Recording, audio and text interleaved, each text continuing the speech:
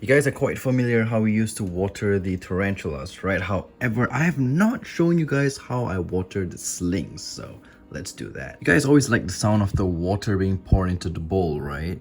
It's been a while.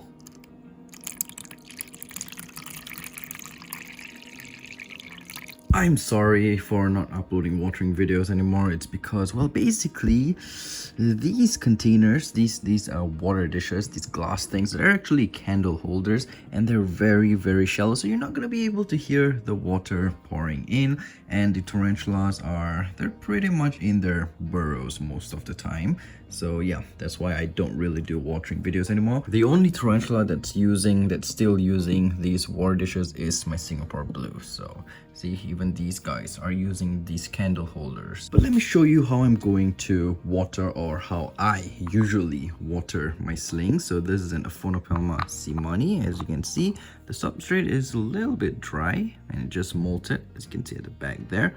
Now slings, you want to keep them somewhat damp because they can dehydrate really quickly, and that can result and will result in death, so you don't want that to happen. So let me show you how I water my slings. So that right there is my Aphonopelma simani, Costa Rican zebra.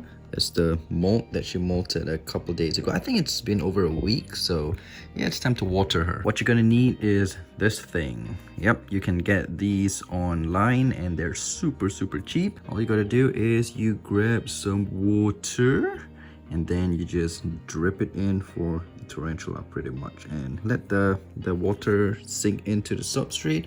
That slings will drink from that. You don't have to give them a water dish because, yeah, I mean, this container, it's already the size of a bottle cap, so just drip in some water. I'll usually drip at one corner, just like that. We have some mealworms over here, which we can feed the little slings. Basically what I do is I get a mealworm, I don't throw it in live. This is going to be brutal, but this is what I usually do to feed slings. I get the mealworm like this, and I pretty much, I'm not going to show you, I pretty much just crush the head. Yep, just crush the head off, decapitate it pretty much, so it will not harm the sling. And just put it in, and the sling should scavenge later on. So there we go. We'll come back to that later. Let's move on to the next sling. Here is another Aphonopelma simani. So as you can see, there she is. He or she, I have no idea. So yeah, we're gonna drip in some water, some moisture, so they can have a nice drink. I'll usually put 2 of these in so it will not dry off too quickly. Ooh, just a little bit too much over there, but it's fine. The substrate should absorb that. And just like earlier, just gonna, yep, something like that. This time the head didn't come off. We will let the sling scavenge on that. Now, they will not finish that, so I will have to take that out tomorrow. I will not let it sit there for more than 24 hours because it'll start to mold, and that is not good. Something different. This is my Nandu chromatus, the Brazilian red and white. Same thing. Scrap the pipette and just drip in the water. And another one, because double pipette, just like that. Half should do. You don't want to wet the whole thing because, well, it basically allows the tarantula to choose whether it wants dry or wet. And in goes the brutality over there. Look at the water go up. All right, so this is another Aphonopelma simani. I think if I'm not, ooh, this one's hungry. This one is hungry. I think this one is, ooh, look at that, look at that. Look at that, super hungry. Gonna drink water? Come on. Get some water. So yeah, I think if I'm not mistaken, if I remember right, I have 3 Aphonopelma simanis. Since this one is hungry, let's get a little worm for her. We might be able to see a takedown. Come on, girl, you got it. Let's just move it a little bit, so maybe she will sense it. Oh, there we go. She took it down for us. So yeah, that's basically it. Them eating a mealworm. Really enjoying it. Alright, let's set this aside and let's move on to... We've got quite a few slings over here, so bear with us, guys. Bear with me, not us, because it's just me. Pretty much just me in this room. Here's another Nandu chromatus. Yep, there we go. 1 pipette and 2 pipette.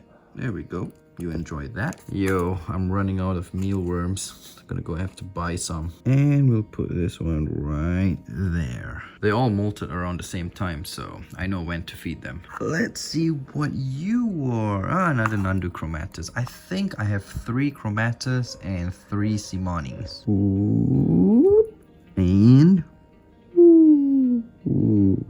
Oh man, I accidentally like dripped water on the printing. Dang it. Come on, it's not gonna focus, is it?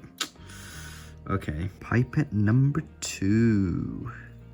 There we go. Yeah, there's a dead beetle here. Come here, little one. Time to be eaten. Are you hungry? Come on. Yeah, there we go. Want some encouragement to eat it?